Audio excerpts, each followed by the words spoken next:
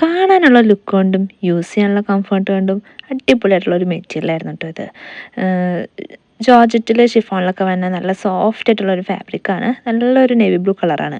അപ്പോൾ ഈ ഒരു വർക്ക് കുറച്ച് നാൾ മുന്നേ വന്നൊരു വർക്കാണ്. പക്ഷേ ഇങ്ങനെ പെൻഡിങ്ങിൽ കിടക്കുകയായിരുന്നു ചെറിയൊരു ടൈമിൻ്റെ പ്രശ്നം കൊണ്ട്. ഇപ്പോൾ ഒരു ഗ്യാപ്പ് കിട്ടിയപ്പോൾ അതൊന്ന് സെറ്റാക്കി എടുക്കാമെന്ന് വിചാരിച്ചു. ജസ്റ്റ് ഒരു എയർലൈൻ ഗൗണാണ്, പക്ഷെ അത്യാവശ്യം ഫ്ലെയറിലൊക്കെ വന്നിട്ട് നല്ല ലെങ്ത്തിൽ ചെയ്തിട്ടുള്ള ഒരു ഗൗണാണ്. സ്ലീവിൽ മാത്രമാണ് ചെറിയ ഡീറ്റെയിലിംഗ് ഒക്കെ കൊടുത്തിട്ടുള്ളത്.